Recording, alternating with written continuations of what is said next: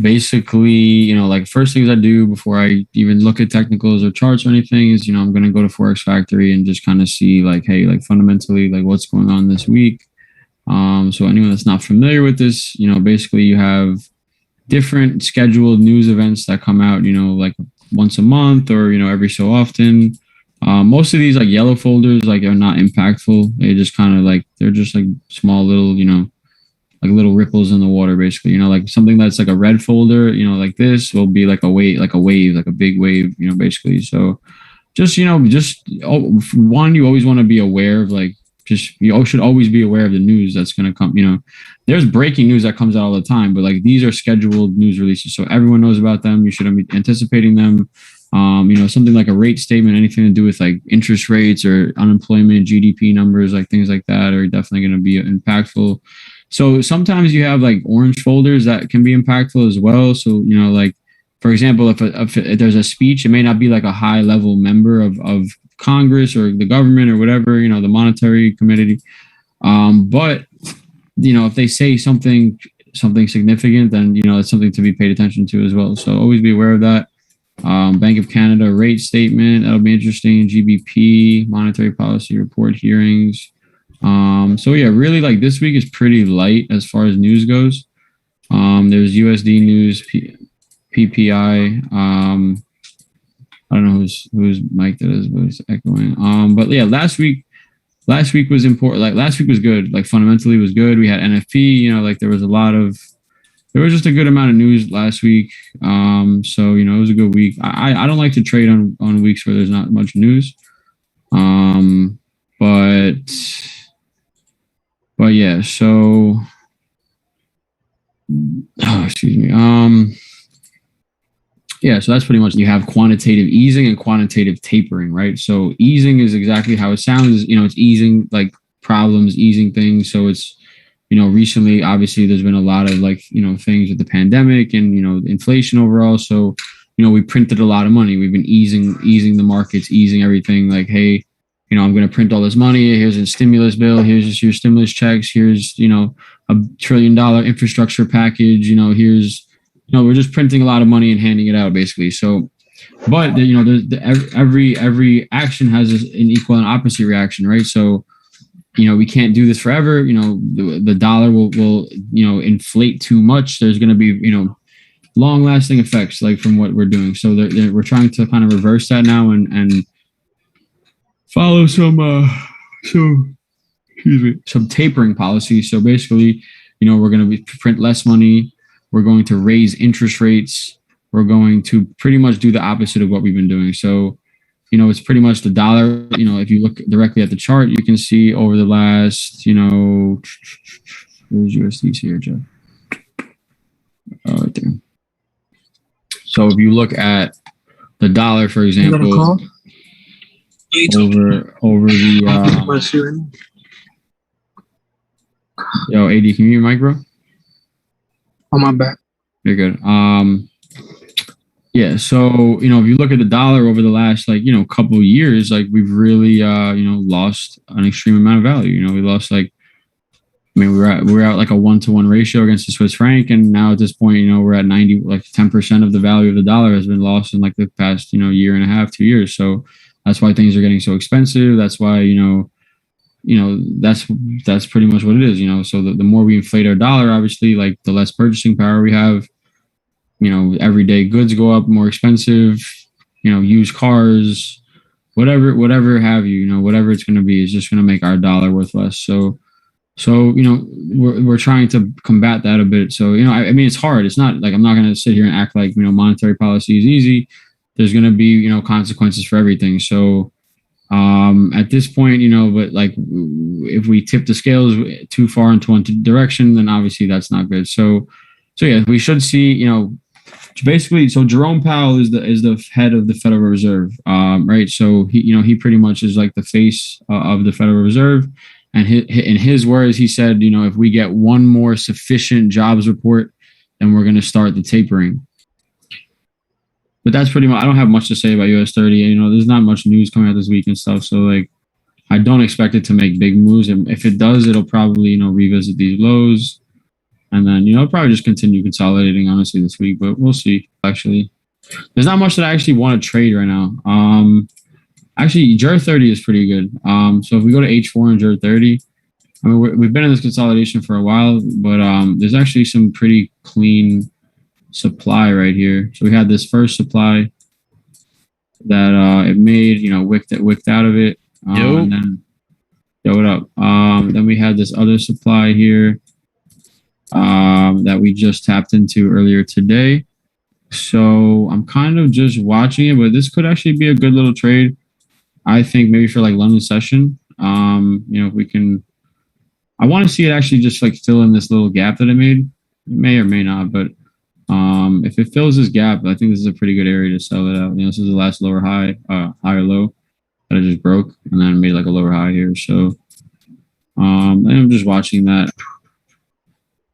Yeah, I mean, I don't right now. It's probably going to continue higher. Yeah, to be honest with you. But it's not an area that I would want to buy it out of. Like it's still in a supply right now. So personally, like I would just be hands off, even though I do think it's bullish.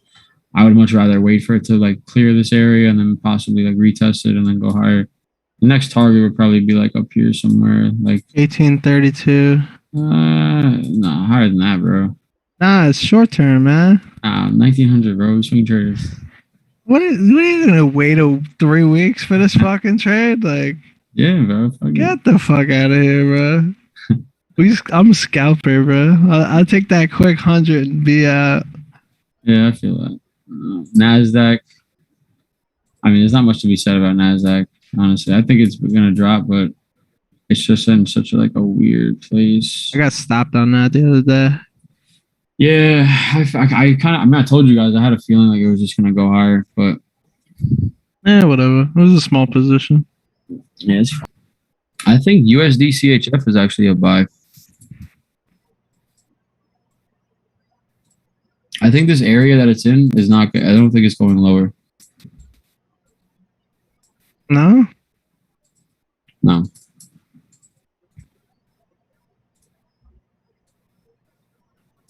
I'd be willing to hold to these lows pretty much. I feel like it could go a little bit lower and then go up. Not much, though. I mean, I think it probably will go lower, like maybe test these lows. It's like consolidating. Probably get ready for like a spring and then bounce up. Something like up here, that would be ideal. And then put the stop below this low. That would be pretty. TJ buy. Maybe. Oil, too. Know. Oil? Nah, bro. I'm telling you, bro. Oil looks like a buy, bro. 100%. I don't think so. I think oil is a sell. I don't think so, bro. The towel heads are coming in, man. Taking over the world. Bro. Just zoom out, bro. Like, honestly, zoom out. It's a 75, man. Right there. Look at that. Come on. Bro, zoom out, Got the triple touch. Dude, zoom out, bro. It doesn't matter. You want to buy it? I'll buy it right now, bro. I'll buy it right now. Buy it right now, bro. Go ahead. I mean, the daily. I mean, I can see what you're saying, but like to me, the daily broke structure, lower low, lower high, lower low. It's in that trend channel right now. Lower high, bro. Like it just broke that trend channel. Here. It just broke this, support, break, resistance, bro. And $70 is right here. We just had like a tweezer top off of there. On the daily, you're right, but if you look at the 4 hour, yeah. What about the 4 hour, bro? You look at the 4 hour. I see it's making higher lows, kind of, but it looks like it's setting up. I think it's gonna just do this, bro. I think it's gonna break this and then come back a little. I think it's gonna go down there and then it's gonna charge up. Charge up. I'm gonna do this, bro. That's going to $65. All right. We will see. Time will tell. Let's make a bet, bro. How much? $1 million? I like this. Show me your million, bro, and then we'll do it. UCAT is a nice buy. There's daily demand here. Breaker structure. I think UCAT is actually a fire trade. Actually, I'm gonna probably buy it tonight. daily break of structure, and we just retrace like 100%. There's a daily demand right here. It actually looks pretty solid. My pair, bro. That's your pair. Yeah. If it does drop, honestly, I would love to see it test the zone one more time. Then we can see what's good. But right now, it looks pretty solid. Would be a pretty solid risk to reward. If it goes back up to the highs. If it goes all the way back to that high, like that would be sweet. Hella pit. Pull back a lot, bro. This looks like a good spot, though. Bitcoin is interesting. Very interesting. Bitcoin is.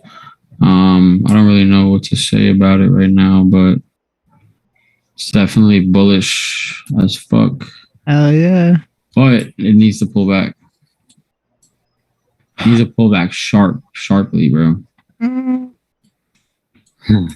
Hopefully not. I mean, it's very interesting, bro. It's made a strong ass recovery, bro, for Well, sure. El Salvador just bought their first Bitcoin today, so Yeah. yeah, How much capital what's their GDP?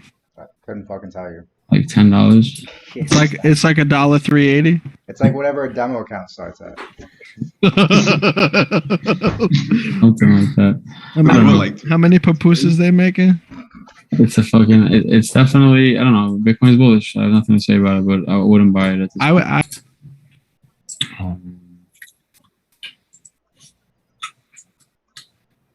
I really don't like a lot of charts right now, to be honest with you. Me neither. I do like JER 30 though. JER 30 looks like a sell, right? Yeah. Yeah, that's what I'm thinking. JER 30 I like.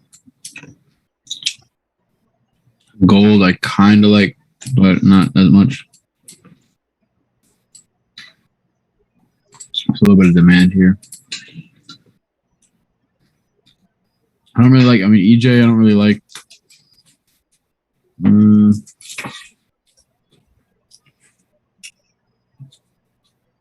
Gold I definitely see visiting these highs. But beyond that, I don't know. What the fuck? Yeah, right now, I'm definitely bullish on dollar. Just because of that tapering, I know, the dollar is gonna deflate a little bit for sure. GBPs, not much going on. Oil definitely I think is short. I think it's a good swing trade. NAS, JER 30. Yeah, JER 30 looks good. It just popped up a good amount. It's going to fill the gap, I think. So, I'll let you guys know if I take the trade later. I'll put it in the chat. But AJ, I don't even want to trade any of that shit right now.